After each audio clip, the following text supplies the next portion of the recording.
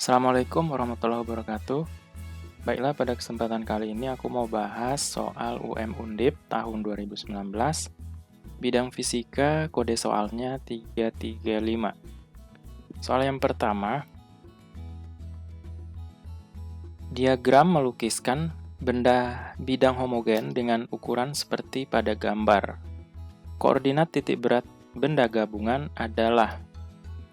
Nah, di sini ada dua, kita bagi dua ya. Ini benda yang pertama, ini benda yang kedua. Nah, untuk menentukan titik beratnya, kita bisa gunakan rumus.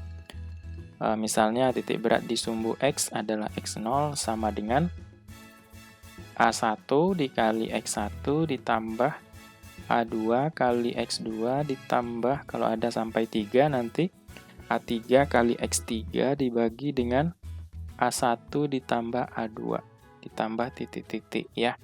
Karena kasus kita di sini cuman ada dua benda. Kemudian untuk menentukan titik berat di sumbu Y, itu kita bisa gunakan rumus A1 Y1 ditambah A2 Y2 ditambah seterusnya dibagi dengan A1 ditambah A2, ya kan? Karena benda ini membentuk suatu luasan, makanya kita pakai luas, gitu ya. Nah, pada sumbu X, titik beratnya kan sudah kelihatan ya. Titik berat itu adalah titik tengah benda. Ya, tengah-tengahnya di X-nya adalah 3. Membagi dua buah benda dengan ukuran yang sama besar ya. Benda itu homogen.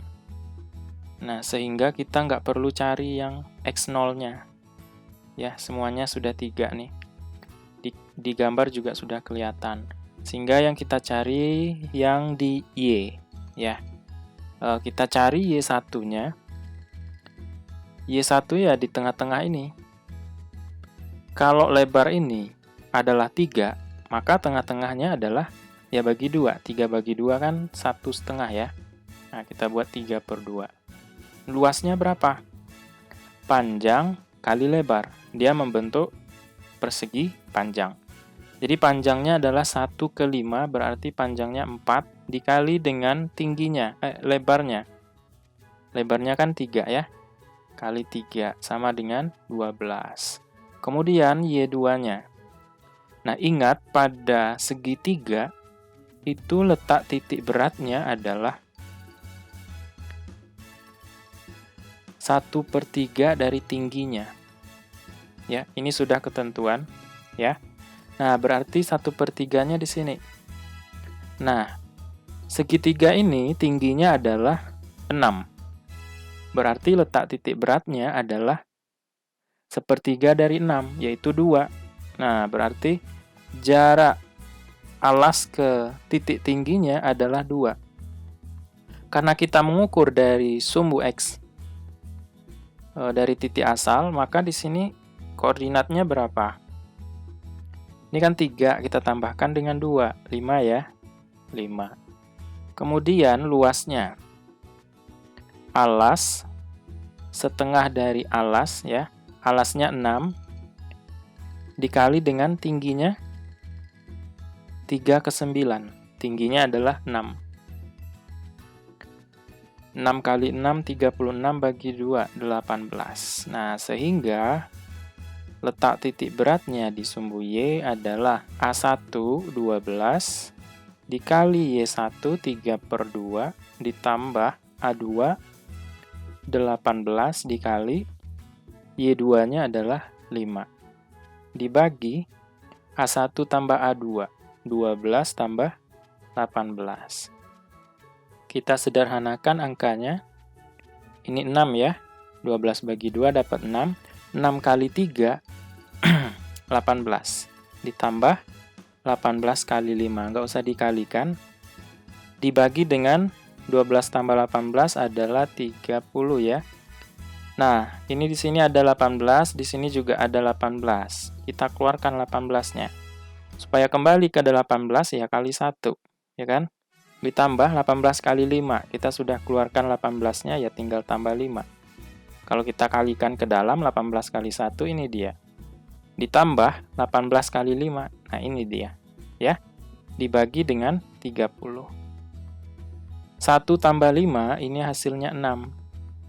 6 dengan 30 habis dibagi 6. Ini 1, ini 5. Nah, sehingga yang tersisa apa? 18 kali 1, 18 dibagi 5. Nah, kalau susah membaginya, 18 dibagi 5 itu kan 10 per 2. Nah, 2-nya kita kalikan ke atas jadi 36 per 10. 36 bagi 10, 3,6. Sehingga letak titik beratnya adalah X0, Y0, yaitu X-nya di 3, Y-nya di 3,6. Sehingga jawaban yang paling tepat adalah yang B. Oke ya, semoga bisa dipahami. Soal kedua, sebuah balok es dengan massa 50 kg dengan suhu 0 derajat Celcius didorong di atas papan horizontal yang juga mempunyai suhu 0 derajat Celcius sejauh 42 meter. Jika kalori lebur es 80 kalori per gram, besarnya koefisien gesek antara es dan papan adalah 0,4. Berapakah es yang mencair karena gesekan dengan lantai tersebut? Nah, ini misalkan lantai papan ya. Kemudian esnya didorong dan dia berpindah sejauh 42 meter. Kalau dia didorong ke kanan berarti ada gaya gesek yang bekerja ke arah kiri. Ya kan? Nah, ini es. Nah, tentunya di sini ada gaya normal, gaya yang tegak lurus dengan bidang yang dilaluinya, dan ada gaya berat, yang mana besarnya adalah massa dikali gravitasi. Massa siapa? Massa es. Nah, gitu. Kalau dia berpindah, berarti ada usaha. Ya kan? Yang mana besarnya adalah gaya dikalikan dengan perpindahan. Nah, gaya yang bekerja adalah gaya gesek. Berarti gaya gesek dikalikan dengan perpindahannya. Ya. Ingat, gaya gesek itu adalah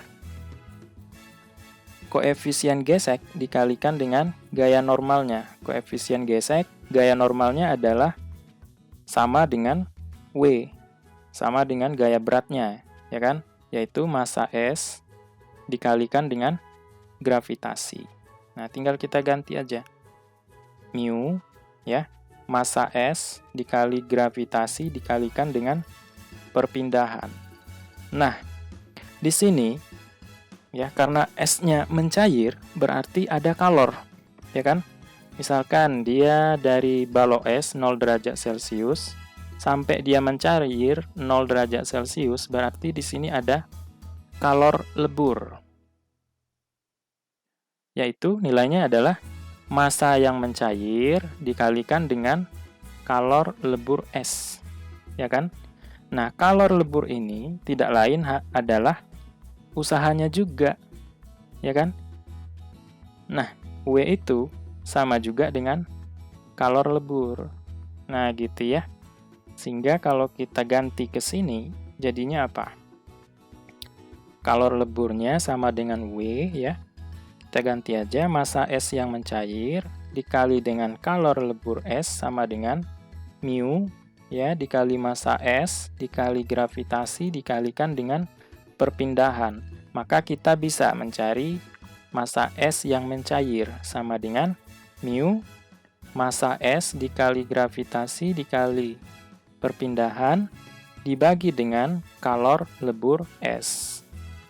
Nah, sehingga kalau kita masukin angkanya, massa S yang mencair sama dengan mu-nya 0,4 ya, dikali massa S-nya 50 kg, dikali gravitasi 10, perpindahan S ya, 42 meter, dibagi kalor lebur S, yaitu 80 kalori per gram. Nah, ini harus kita ubah ke satuan, ya, satuan SI, satuan internasional. Jadi, 80 kalori per gram.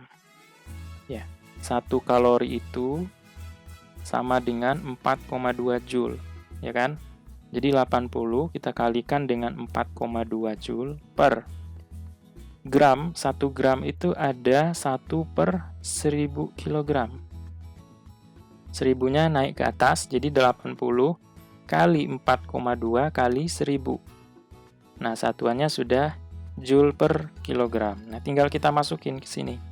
80 dikali 4,2 dikali 1000. Ya. Nah, ini satuannya nanti kilogram. Karena semuanya sudah kita ubah ke satuan internasional. Nah, kemudian kita lihat angka yang bisa dibagi di sini 42 dengan 4,2. 42 dibagi 4,2, 10. Ya kan?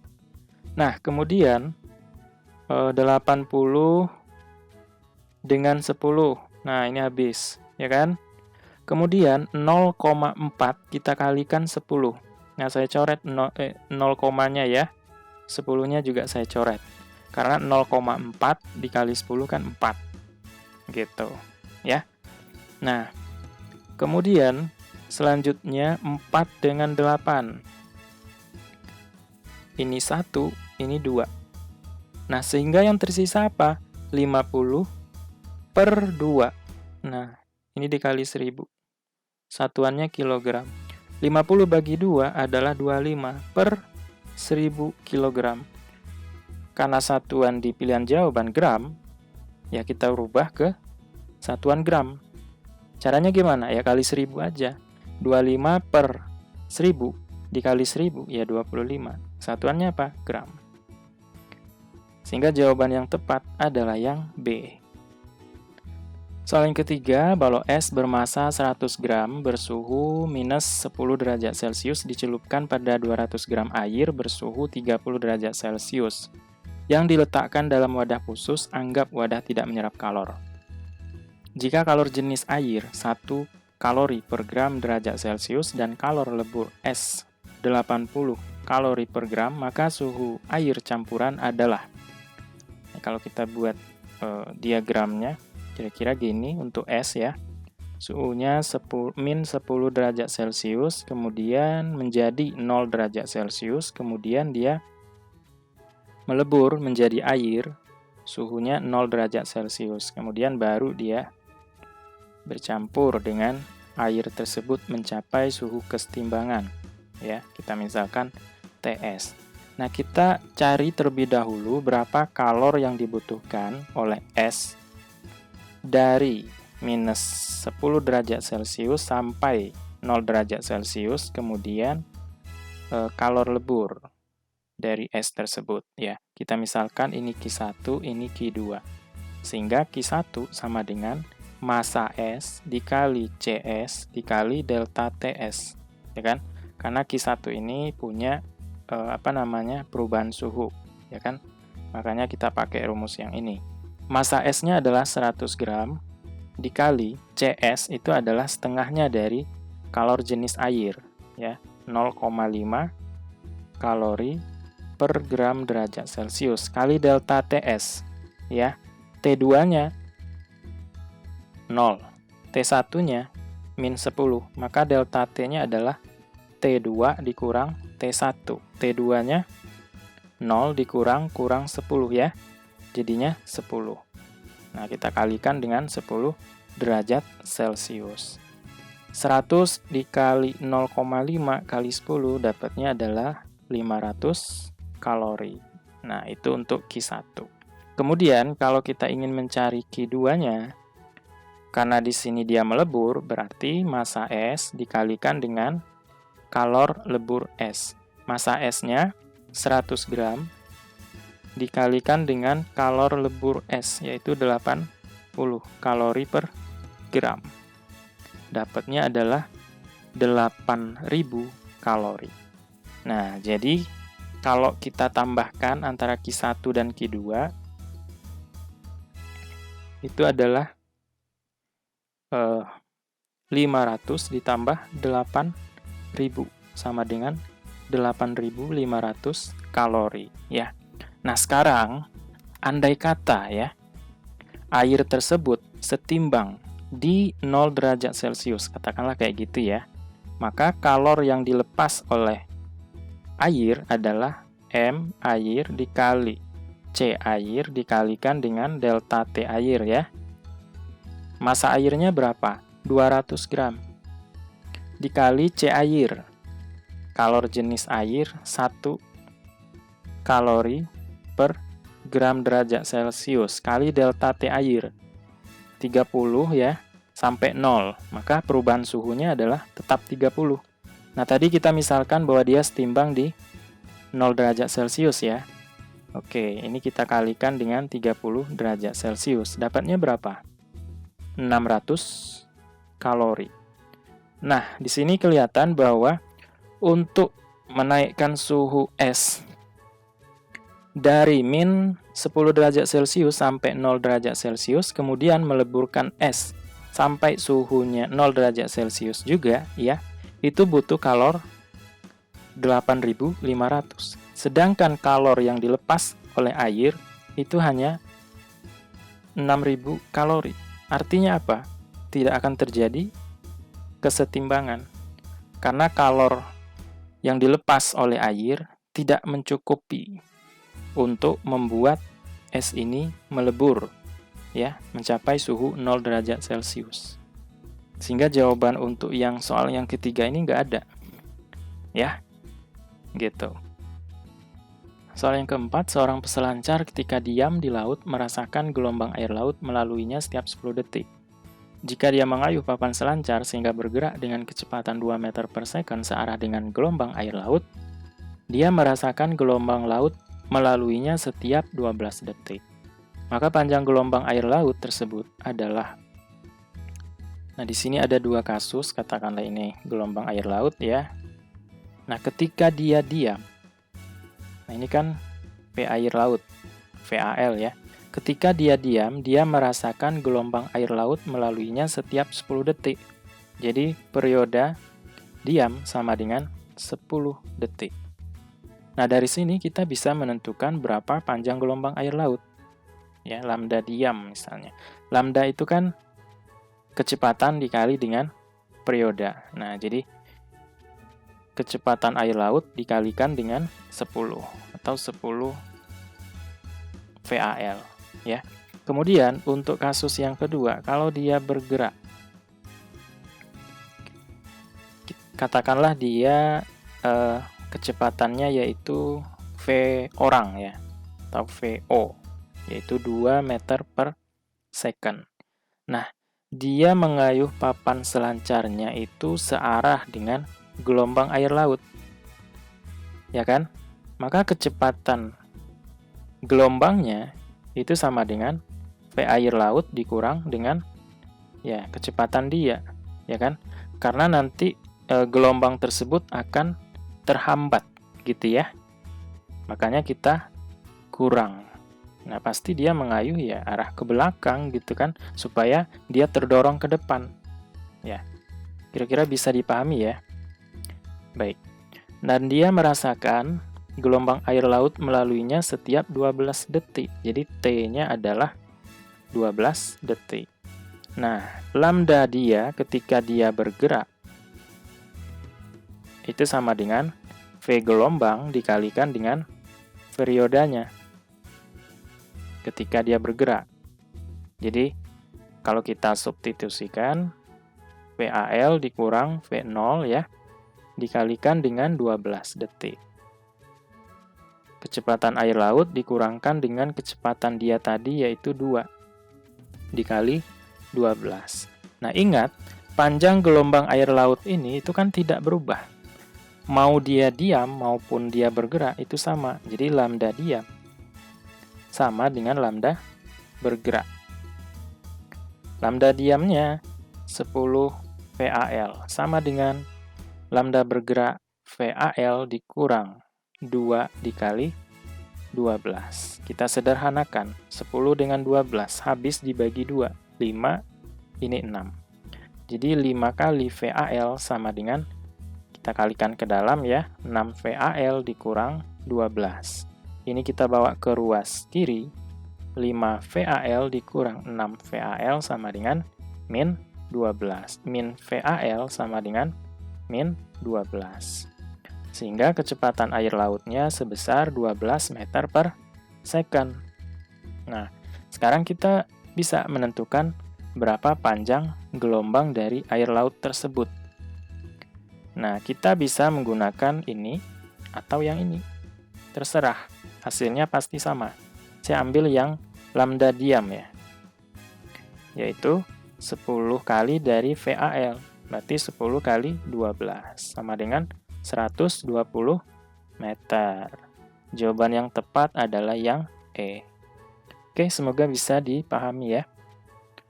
Baik, kita teruskan ke soal yang kelima. Sebuah kotak penghapus dilempar di permukaan lantai kasar dengan kelajuan awal 20 meter per second. Dalam waktu 2 detik, kelajuannya berkurang 40%. Besar koefisien gesek kinetik dengan lantai adalah, jadi V1-nya 20 meter per second. Dalam waktu 2 detik, kecepatannya berkurang 40%. Jadi V2-nya, karena dia berkurang 40%, berarti tinggal 60% dari kecepatan awalnya ya. Dari 20 meter per second, sehingga V2-nya 12 meter per second. Ini dalam waktu 2 detik. Yang ditanya itu koefisien gesek kinetik ya. Jadi kalau benda bergerak, katakanlah arahnya ke kanan, nanti ada gaya gesek yang bekerja pada benda tersebut yang arahnya berlawanan dengan arah gerak benda. Ya kan? Di sini ada gaya normal, di sini ada gaya beratnya, besarnya adalah M dikali G.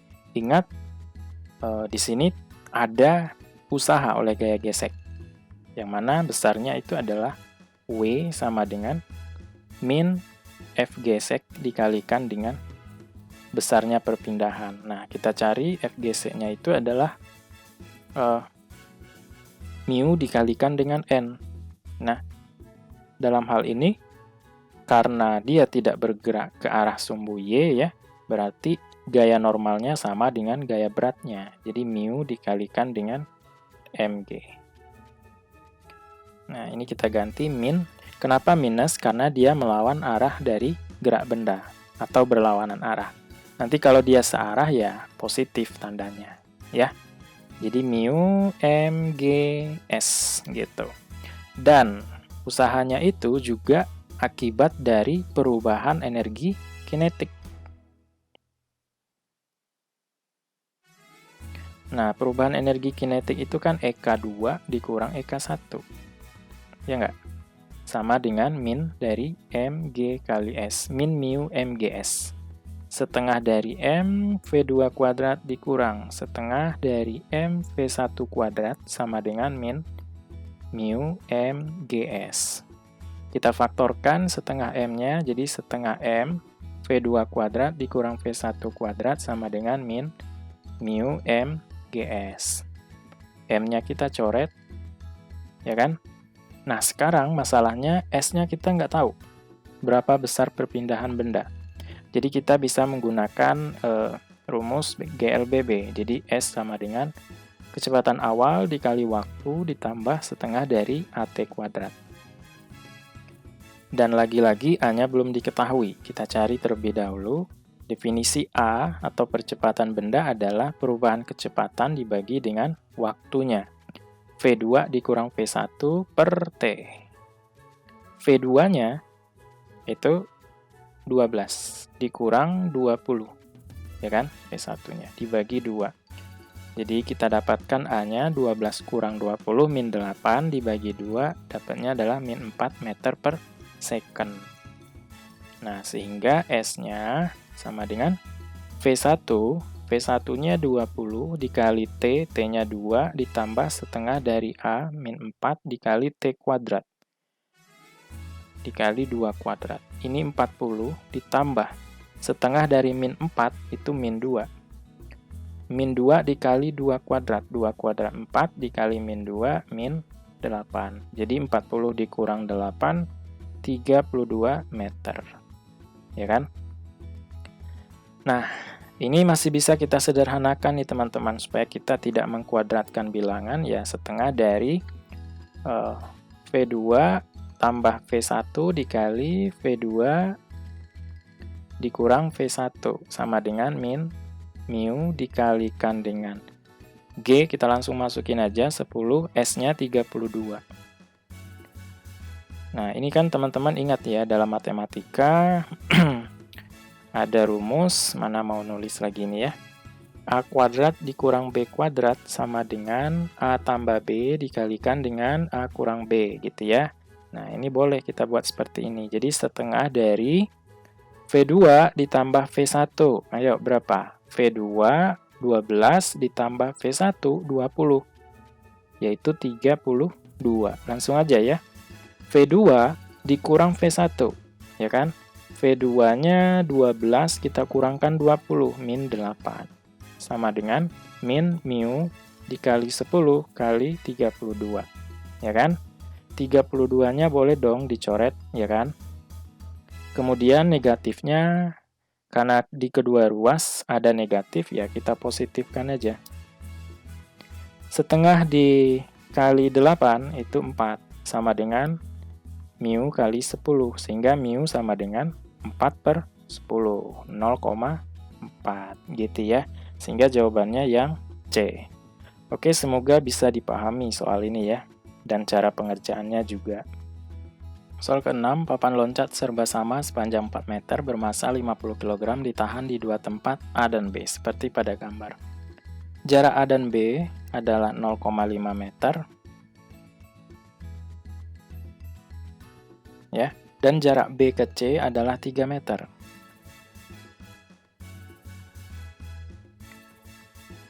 Kemudian, seorang peloncat indah meloncat dari ujung papan loncat di titik C dengan menjejakkan kakinya ke papan dengan gaya total rata-rata sebesar 10⁻³ Newton. Jadi dia menginjak papan ini, berarti gaya injaknya adalah ke bawah. Kita misalkan F orang, FO, 10⁻³ Newton. Kemudian gaya yang diberikan, penahan di titik A pada saat peloncat indah tersebut menjejakkan kakinya ke papan loncat adalah. Jadi di sini ada gaya tekan di titik A ya. Kita sebut aja besarnya adalah FA, di titik B juga tertekan FB. Nah, coba kita perhatikan di sini ya. Ini kan 3 meter ya dari titik B ke C. Nah, kita bisa tentukan jarak dari ujung ke titik A itu berapa? Kan panjang totalnya 4 meter, berarti kurangnya adalah 0,5 kan? 0,5 tambah 0,5, 1, ditambah 3, 4. Nah, pas 4 meter. Kemudian, di tengah-tengah ini ada gaya berat dari papan tersebut, yang mana besarnya adalah M dikali G, ya kan? M-nya 50 dikali gravitasi, jadinya adalah 500 Newton. Nah, jarak titik tengah ke titik B itu berapa? Sedangkan jarak ujung ke tengah ini kan 2 meter, ya enggak? Karena panjang papan tersebut kan 4 meter. Sehingga jarak titik B ke titik tengah adalah 1 meter. Ya kan? Karena 0,5 tambah 0,5 kan 1. Nah, ditambah 1 berarti 2. Nah, pas. 2 meter kiri, 2 meter kanan. Gitu ya. Nah, kita disuruh nyari berapa FA. Kita bisa terapkan momen gaya di titik B atau porosnya di B, ya kan?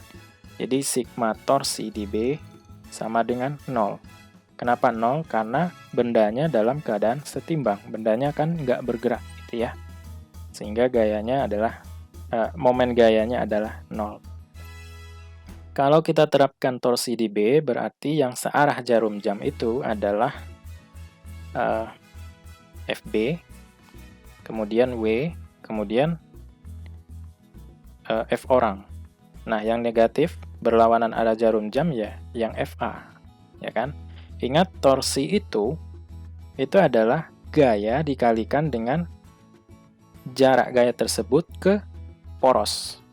Nah, sigma torsi di B berarti ada apa saja? Min FA kita kalikan dengan jarak titik A ke poros, kita sebut saja RA, ditambah FB, RB, ditambah W, RW, gitu ya, ditambah F orang dikalikan dengan R orang, sama dengan 0. Nah, min FA, FA-nya dicari, RA itu definisinya adalah jarak titik A ke titik B, karena B-nya adalah poros, jadi A ke B adalah 0,5. Ditambah FB dikalikan dengan RB. Jarak titik B ke B kan 0, ya 0, ditambah W, ya RW itu adalah jarak titik ini, titik tengah ke B, yaitu 1 meter. Ditambah F orang dikali dengan jarak orang ke B, berapa? 3 ya. Nah, sama dengan 0. Sehingga kalau kita pindah ruas, jadinya apa? FA dikali 0,5 sama dengan W kali 1 ya, ditambah F0 kali 3. Nah, ini kan 0, nggak usah ditulis, ya kan? Jadi FA dikali 0,5 sama dengan W, nilainya adalah 500 kali 1, ditambah F orang 10 pangkat 3, kemudian kalikan dengan 3. FA dikali 0,5 sama dengan 500 ditambah, ini kan 1000 ya, 1000 kali 3 ya 3000. Nah, sehingga FA sama dengan 3500 dibagi 0,5. Ingat 0,5 itu sama dengan setengah. Nah, 2-nya kita kalikan ke atas, ya kan? 35 kali 2 adalah 70. 0-nya tambahkan 2, Newton. Nah, jadi gaya tekan di titik A itu adalah 7000 Newton. 7000 Newton itu kalau kita jadikan kilo adalah 7 kilo Newton. Sehingga jawaban yang tepat adalah yang C. Soal ke-7, sebuah benda menumbuk balok yang diam di atas lantai dengan kecepatan 20 meter per second. Setelah tumbukan, balok terpental dengan kecepatan 15 meter per second searah dengan kecepatan benda semula. Bila koefisien restitusi E sama dengan 0,4, maka kecepatan benda setelah tumbukan adalah, ini benda. Kita misalkan indeksnya 1, kemudian ini balok. Indeksnya 2. Ya. Dia, benda ini awalnya kecepatannya adalah V1 sama dengan 20 meter per second. Kecepatan balok awalnya adalah 0 karena dia diam. Kemudian setelah tumbukan, balok tersebut terpental dengan kecepatan, berarti V2 aksen sama dengan 15 meter per second, searah dengan kecepatan benda semula. Jadi kita ambil positif kalau dia searah dengan kecepatan semula. Yang ditanya adalah V1 aksen. Nah, jadi kecepatan benda setelah dia tumbukan. Ingat, koefisien restitusi itu adalah negatif dari V2 aksen dikurang V1 aksen dibagi dengan V2 dikurang V1. E-nya 0,4 sama dengan negatif dari V2 aksen 15 dikurang V1 aksen ditanya. Dibagi V2 0 dikurang V1-nya 20. Nah, di sini negatif ya. 0 dikurang 20 kan negatif 20. Nah, kita jadikan positif aja. Ya. Kemudian 20-nya kita kali silang, jadi 0,4 kali 20 sama dengan 15 dikurang V1 aksen. 0,4 kali 20, 8 sama dengan 15 dikurang V1 aksen. V1 aksennya kita pindah ke kiri, jadinya positif. V1 aksen sama dengan 15-nya tetap, 8-nya kita lempar ke ruas kanan jadi negatif. V1 aksen sama dengan 7 meter per second. Nah, ini positif. Berarti dia setelah tumbukan, kecepatannya 7 meter per second searah dengan kecepatan awalnya. Sehingga jawaban yang paling tepat adalah yang A. Oke ya. Kita teruskan ke soal yang ke-8. Jika tahanan kawat perak pada temperatur 0 derajat Celcius adalah 1,25. T1 0 derajat Celcius. Tahanan pada suhu tersebut adalah 1,25 ohm. Dan koefisien temperatur terhadap tahanan kawat tersebut adalah alfa 0,00375 per derajat Celcius. Kalau kita mau buat ke bilangan berpangkat, ya maunya 3,75 dikali 10 pangkat berapa ini? 1, 2, 3. Ya, berarti 10 pangkat min 3 per derajat Celcius, ya kan? Maka, temperatur yang menyebabkan harga tahanan kawat tersebut menjadi 2 kali lipat adalah, nah ditanya T2. Jika tahanan kawat R2 itu 2 kali dari R1. Ingat, kalau terjadi perubahan temperatur, maka terjadi juga perubahan tahanan kawat, ya kan? Kita misalkan R2 sama dengan R1, kita kalikan dengan 1 ditambah alfa kali delta T. Ingat, delta T itu kan T2 dikurang T1. Delta T sama dengan T2-nya ditanya dikurang T1-nya 0. Nah, sehingga delta T nantinya akan sama dengan T2, ya. Nah, R2 di soal menginginkan 2 kali R1 sama dengan R1 kali 1 ditambah alfa kali delta T. R1-nya kita coret, sehingga 2 sama dengan 1 ditambah alfa kali delta T. Alfa kali delta T sama dengan 2 kurang 1, yaitu 1. Ya kan? Sehingga delta T sama dengan 1 per alfa. Dan delta T itu ya sama dengan T2, ya kan? Sama dengan 1 per alfanya adalah 3,75 dikali 10 pangkat min 3. 10 pangkat min 3 kalau kita naikkan ke atas itu akan sama dengan 10 pangkat 3, ya kan? Jadi 1 per 3,75 dikali 10 pangkat 3, gitu ya. Nah, sekarang 3,75 itu dekat nilainya dengan 1 per 4, kan gitu. Ya kan? 1 dibagi 4 itu hasilnya 0,25. Kalau seandainya 1 per 3,75, nah ini pasti lebih dikit dari 0,25, ya nggak? Karena kalau 1 dibagi 4 saja 0,25. Kalau pembaginya kecil, maka nanti hasilnya akan bertambah besar, ya kan? Nah, di sini pertambahan besarnya itu ya nggak terlalu signifikan, ya kan?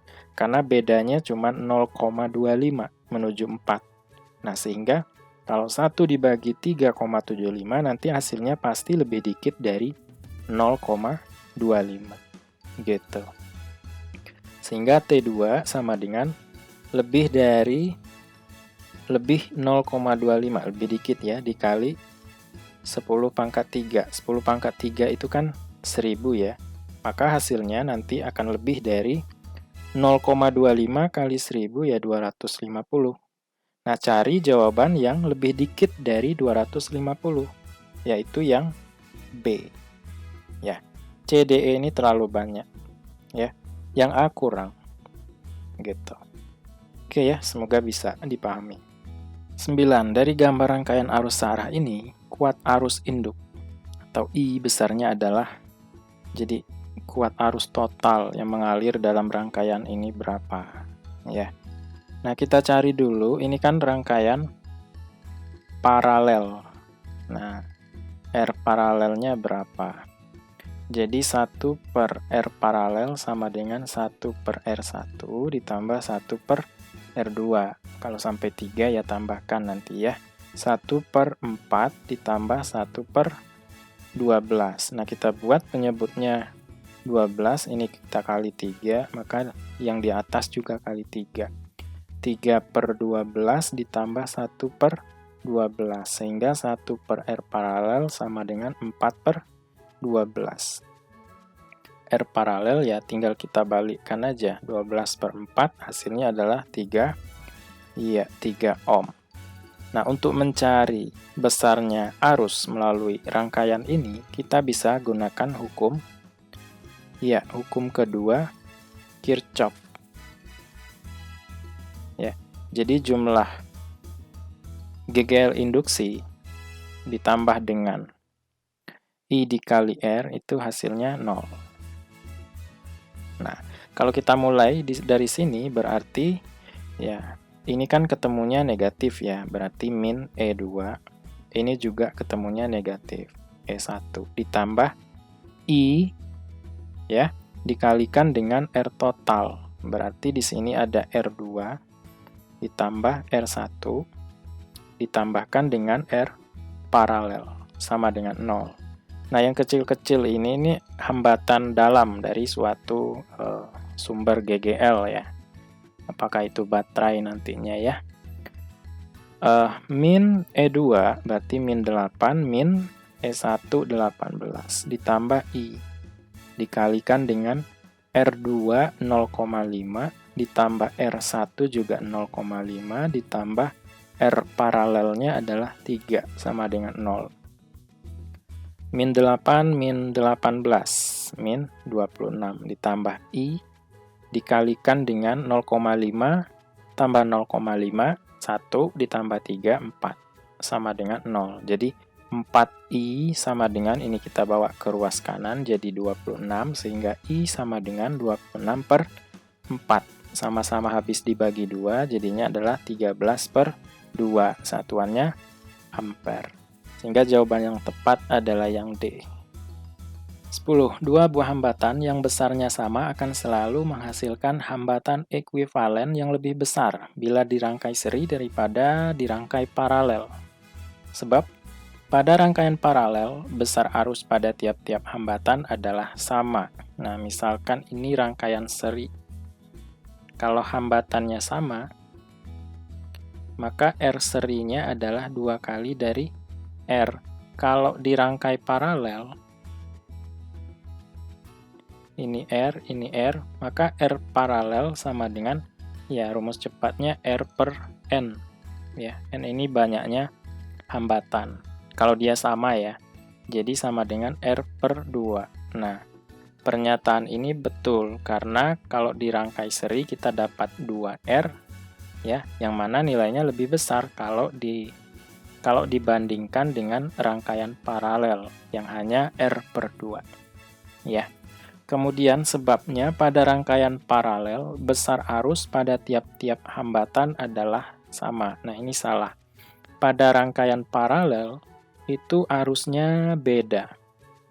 Kemudian yang sama itu adalah tegangannya.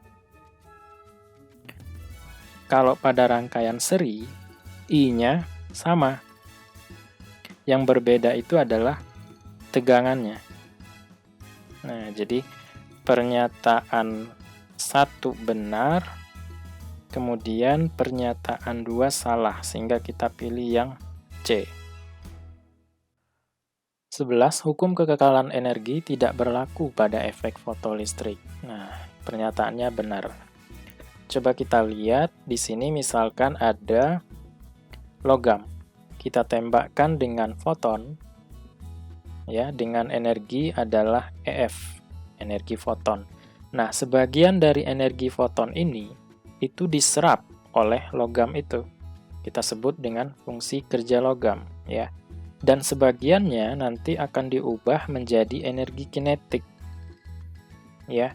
Nah, energi kinetik ini itu yang akan menyebabkan elektronnya bergerak. Kalau elektron bergerak, nanti akibatnya apa? Nah, kalau kita pasang galvanometer, maka galvanometer nanti akan menunjukkan adanya arus listrik akibat dari elektron atau muatan yang bergerak tersebut. Nah, jadi ada 2 energi di sini. Jadinya adalah energi kinetik dari elektron. Sehingga energi foton itu sebagian diserap oleh logam dan sebagiannya diubah menjadi energi kinetik untuk menggerakkan elektron ya. Nah, Sebabnya apa? Pada efek fotolistrik, semua energi foton diserap oleh elektron. Nah, tadi kita sudah jelaskan, sebagian diserap oleh logam, dan sebagiannya diserap oleh elektron. Jadi tidak semua energi foton itu diserap oleh elektron. Jadi sebabnya salah, kita pilih yang C ya. 12. Bola dengan massa 0,25 kg bergerak jatuh bebas dari ketinggian 1 meter dari lantai. Jika koefisien restitusi tumbukan antara bola dan lantai adalah setengah, maka tinggi bola setelah menumbuk lantai pertama kalinya adalah 25 cm. Coba kita buktikan dulu. Misalkan ini bola, di sini lantai. Ya, dia bergerak jatuh bebas, berarti setelah mencapai lantai dia akan terpental, ya kan? Kita misalkan tingginya ini adalah H1, awalnya adalah H0 yaitu 1 meter. Akan kita buktikan apakah H1-nya sama dengan 25 cm. Kita gunakan rumus koefisien restitusi atau E sama dengan akar dari H1 per H0. Nah, di sini sudah diketahui yaitu setengah sama dengan akar dari H1 per 1, ya kan? Kita kuadratkan kedua ruasnya. Jadi 1 per 4, kalau ini kuadrat, akarnya hilang ya. H1 per 1, ya. H1, ya kan? Nah, ini satuannya meter. 1/4 meter itu kan sama saja dengan 0,25 meter atau sama dengan 25 cm. Nah, ini betul, ya kan? Nah, kemudian sebab energi mekanik bola yang berubah menjadi energi bentuk lain adalah 2,5 Joule. Jadi E energi mekanik sama dengan energi potensialnya ditambahkan dengan energi kinetiknya. Nah, energi potensialnya kan mGh0 ditambah setengah mv kuadrat, ya nggak? Nah, M-nya berapa? 0,25 dikali gravitasi 10 dikali H0, 1. Ditambah setengah dari 0,25 dikali, dia kan bergerak jatuh bebas, artinya kecepatannya di sini 0. Nah, sehingga kita kalikan 0. Maaf, 0,25 kali 10 kali 1, 2,5. Ditambah ini 0 ya. Nah, sehingga energi mekaniknya adalah 0,25 Joule. Nah, ini juga pernyataannya benar. Ya kan? Pernyataan 1 benar, pernyataan 2 juga benar, dan keduanya saling berhubung. Jadi kita jawabannya yang A. Ya kan?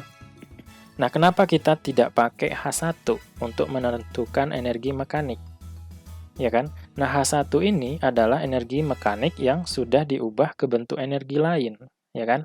Sampai pada suatu waktu tertentu, benda tersebut akan berhenti, gitu ya. 13. Diketahui berat sebuah benda bila ditimbang di udara, W udara sama dengan 100 Newton. Sedangkan bila ditimbang di dalam air, massa jenis air 1 gram per cc. Beratnya seolah-olah 50 Newton. Jadi W air 50 Newton. Nah, dari sini kita bisa menentukan gaya Archimedesnya, yaitu W udara kurang W air. 100 kurang 50, sehingga gaya Archimedes adalah 50 Newton. Nah, kita akan membuktikan apakah pernyataan 1, 2, 3, 4 bernilai benar atau salah. Coba kita lihat pernyataan yang pertama. Massa jenis benda tersebut adalah 2,2 gram per cc.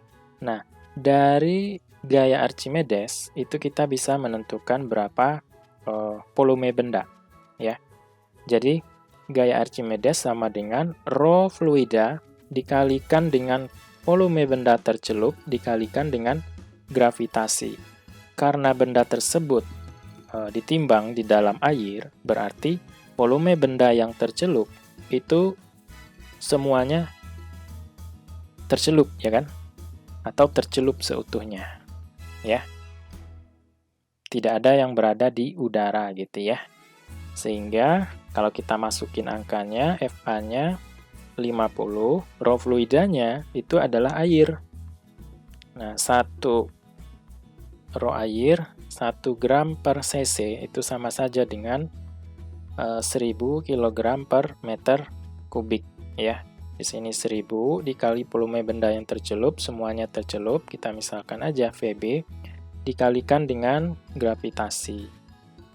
Kedua ruas kita bagi 10, sehingga kita dapatkan volume benda adalah 5 per 1000. Satuannya meter kubik. Atau volume benda sama dengan 5 kali 10 pangkat min 3 meter kubik. Nah, sekarang kita cari dulu massa benda tersebut. Ya, massa benda itu kan bisa kita dapatkan dari beratnya di udara atau beratnya yang real gitu ya. Massa benda dikali dengan gravitasi. Jadi W udaranya adalah 100 Newton sama dengan massa benda dikali dengan gravitasinya 10. Kita bagi 10 ya. Sehingga massa benda kita dapatkan nanti 10 kg. Nah, kalau begitu raw benda ini 1 ya. Sama dengan massa benda dibagi dengan volume benda. Massanya adalah 10 kg per 5 kali 10 pangkat min 3 meter kubik. Sehingga kita dapatkan raw bendanya ini 10 bagi 5, 2 ya. 2 kali 10 pangkat 3. Naik ke atas, pangkat negatif jadi positif. Atau kalau kita rubah ke satuan cc, gram per cc, itu sama dengan ya tinggal bagi 1000 ya. Nah, sehingga pernyataan 1 ini salah. Kalau 1 salah, otomatis 3 juga salah, ya kan? Coba kita lihat pernyataan yang kedua. Volume benda adalah 5 liter. Tadi kita sudah dapatkan volume bendanya adalah 5 kali 10 pangkat min 3 meter pangkat 3. Ingat, 1 liter itu sama dengan 10 pangkat min 3 meter kubik. Nah, sehingga volume bendanya sama dengan betul 5 liter. Ya. Sehingga pernyataan yang kedua ini betul. Ya kan? Kalau 1 dan 3 salah, 2-nya betul, otomatis 4 betul. Karena tidak ada jawaban yang hanya 2 yang betul. Ya kan? Coba kita lihat pernyataan yang ketiga di mana letak salahnya. Besar gaya angkat yang dialami benda adalah kurang dari 50 Newton. Nah, gaya angkat yang dialami benda ini ya sama dengan gaya Archimedesnya, yaitu 50 Newton, pas 50 Newton. Tidak kurang, tidak lebih. Sehingga pernyataan 3 salah. 4. Bila benda tersebut dicelupkan dalam gliserin dengan massa jenis 2,2. Jadi, raw gliserin sama dengan 2,2 gram per cc. Sedangkan raw benda, tadi kita dapatkan 2 gram per cc. Artinya apa? Raw bendanya kurang dari raw gliserin. Atau raw benda kecil dari raw fluida ya. Akibatnya apa? Benda akan terapung. Ini pernyataannya betul. Bagaimana kalau raw bendanya lebih besar dari raw fluida? Nah, ini benda akan tenggelam. Terus satu lagi, kalau raw benda sama dengan raw fluida, ini benda akan melayang. Oke, berarti yang betul 2 dan 4. Sehingga jawabannya adalah yang C, gitu ya. 14. Sebuah kotak masanya 6 kg ditarik dengan seutas tali 60 Newton. Jika tali membentuk sudut 60 derajat terhadap lantai, maka komponen gaya yang dapat menyebabkan kotak bergerak adalah sebesar 30 Newton. Coba kita buktikan, kita gambarkan dulu. diagram bebas benda, ya ini kotak, kemudian ditarik dengan gaya 60 Newton membentuk sudut 60 derajat terhadap lantai. Nah, kalau kita proyeksikan, nah di sini ada Fx, ya kan? Nah, ini 60 derajat, berarti Fx-nya ini dekat sudut, kita pakai fungsi cos, jadi F cos 60 derajat.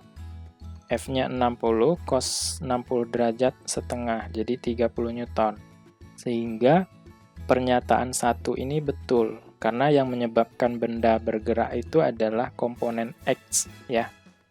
Nah, terus kita gambarkan juga di sini ada komponen Y-nya, Fy sama dengan F sin 60 derajat, yaitu 60 dikali setengah akar 3. Nanti kita dapatkan 30 akar 3 Newton, ya.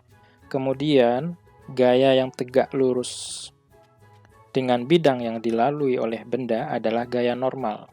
Kemudian, gaya yang menuju pusat bumi adalah gaya beratnya, yaitu M kali G, M-nya 6 kg, dikali 10 gravitasinya, berarti 60 Newton. Oke, pernyataan 1 sudah kita buktikan bernilai benar, ya. Kemudian pernyataan yang kedua. Percepatan benda 5 meter per second kuadrat jika lantai licin. Jadi kalau lantainya licin, tidak ada gaya gesek yang bekerja pada benda tersebut. Sehingga dengan menggunakan hukum Newton, jumlah gaya yang bekerja itu sama dengan M dikali A, ya. Yang menyebabkan benda ini bergerak itu kan komponen X, jadi Fx sama dengan M kali A, sehingga A-nya Fx per M. Fx-nya adalah, sudah kita dapatkan, 30 dibagi dengan massa benda 6. Sehingga percepatan benda adalah 5 meter per second kuadrat. Pernyataan 2 betul. Kemudian pernyataan yang ketiga. Gaya normalnya 60 kali 1 dikurang setengah akar 3. Oke. Karena benda tidak bergerak arah sumbu Y, berarti jumlah gaya yang bekerja arah sumbu Y itu sama dengan 0. Ya, apa saja? Yang arah ke atas kita ambil positif, berarti N ditambah Fy dikurang W sama dengan 0. Maka gaya normalnya adalah kita pindah ruas, W dikurang Fy. W-nya 60 dikurang Fy-nya, kita ambil yang ini aja ya, supaya memudahkan kita nantinya. 60 dikali setengah akar 3. 60-nya kita faktorkan, ya, 60 dikali 1 dikurang setengah akar 3, satuannya Newton, ya kan? Sehingga pernyataan yang ketiga ini bernilai benar. Sekarang pernyataan yang keempat. Koefisien gesek kinetiknya 0,5 jika kotak bergerak lurus beraturan. Oke. Nah, karena ada gesekan, berarti ya kita buat gaya geseknya di sini ya. Kita bisa gunakan hukum Newton. Jumlah gaya yang bekerja arah sumbu X itu sama dengan massa dikalikan dengan percepatan. Nah, jumlah gaya yang bekerja di sini itu adalah Fx dikurang dengan Fg ya. Sama dengan M kali A. Nah, katanya di sini kotak bergerak lurus beraturan. Artinya kecepatannya konstan. Kalau kecepatan konstan berarti percepatannya sama dengan 0.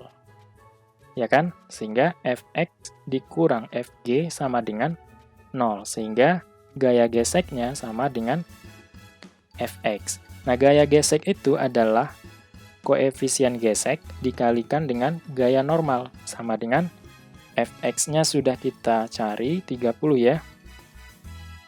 Nah, gaya normalnya juga sudah ada, sehingga mu sama dengan 30 per 60 dikali 1 dikurang setengah akar 3. Coret nolnya, 3 dengan 6, ya, ini dapat 1, ini dapat 2. Sehingga yang tersisa apa? 1/2 dikali 1 dikurang setengah akar 3.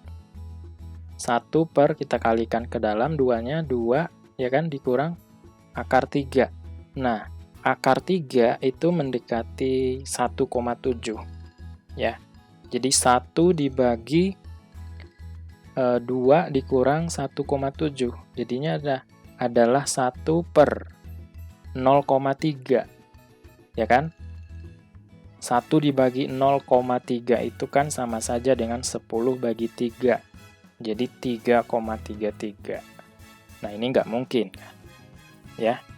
Sehingga jawaban yang atau pernyataan yang keempat itu salah. 1, 2, 3 benar, maka jawabannya yang A. Soal ke-15, soal terakhir. Gambar berikut menunjukkan reservoir penuh air yang dinding bagian bawahnya bocor, sehingga memancar sampai ke tanah. Jika percepatan gravitasi 10 meter per sekon kuadrat, maka A. Pancaran maksimum 5 meter. Coba kita buktikan dulu ya. Nah, ini kita anggap aja H1 ya, ini H2. Nah, menurut hukum hukum Bernoulli, nanti kecepatan air yang bocor ini adalah akar dari 2GH1. Ya. Kemudian kita bisa menentukan berapa waktu yang diperlukan air untuk sampai ke tanah. Ya kan? Caranya gimana? Ini kan H2 ya. H2 sama dengan setengah dari GT kuadrat. Karena kecepatan awalnya kan 0. Nah, sehingga waktu yang dibutuhkan oleh air tersebut untuk sampai ke tanah adalah akar dari 2H2 per gravitasi. Ini kurang jelas ya. 2H2 per G. Ini dalam tanda akar ya. Semuanya dalam tanda akar.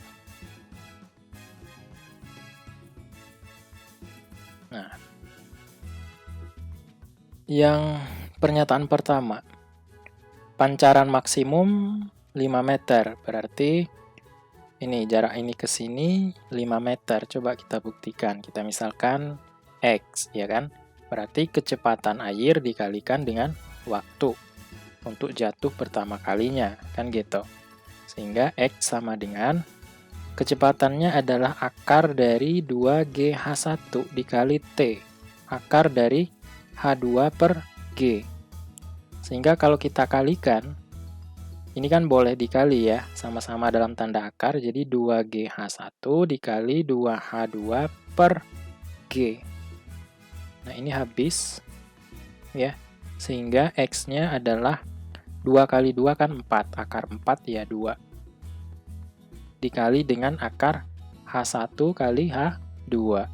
Jadi 2 kali dari akar H1-nya 1,25 dikali H2-nya 5. 2 akar, ini 6,25. Akar dari 625 kan 25. Kalau 6,25 ya berarti 2,5 ya. 2 dikali 2,5 sama dengan 5 meter. Jadi pernyataan pertama betul. Waktu pertama kali air mengenai tanah adalah 2 second. Nah, kita bisa pakai rumus T sama dengan akar dari H2 per G. Akar dari 2 dikali H2-nya adalah 5 dibagi gravitasi. Jadi akar 10 per 10, akar 1, berarti 1 detik. Nah, pernyataan 2 salah. 3. Kecepatan pancar air pertama kali 5 meter per second. Nah, ini rumusnya. Jadi V sama dengan 2GH1. Akar dari 2 kali 10 kali H1-nya 1,25. Akar dari 2 dikali 1,25 itu kan 2,5. 2,5 kali 10 berarti 25. Sehingga kecepatannya adalah 5 meter per second. Itu betul untuk pernyataan yang ketiga. Yang keempat, lamanya air habis dalam 1 menit. Nah, coba kita lihat. Nah, itu kita hubungkan dengan debit. ya kan? Debit air itu adalah luas luas reservoir dikalikan dengan kecepatan air yang keluar dari reservoir tersebut, ya kan? Atau sama juga dengan volume air seluruhnya atau volume benda, ya kan? Volume ini saya buat V besar dibagi dengan waktu, ya kan? Nah, sehingga ini kita bisa ambil hubungan luas dikali dengan kecepatan sama dengan volume itu adalah luas dikalikan dengan ini, ketinggian air tersebut atau H1 per waktu. Ya kan? Sehingga luasnya boleh kita coret. Nah, sehingga waktunya adalah H1 per kecepatan. H1-nya adalah 1,25 dibagi kecepatan air yang keluar yaitu 5. Berapa ini? Jadi 1,25 per 5 itu adalah 10 per 2 ya. 2-nya kita kalikan ke atas, 2,5 per 10 sama dengan 0,25 detik. Nah, ini jawabannya. Sehingga pernyataan yang keempat salah. 2 dan 3 benar. Bukan 2 dan 3, tapi 1 dan 3. Maaf. 1 dan 3 benar berarti jawabannya adalah B ya. Oke, semoga bermanfaat.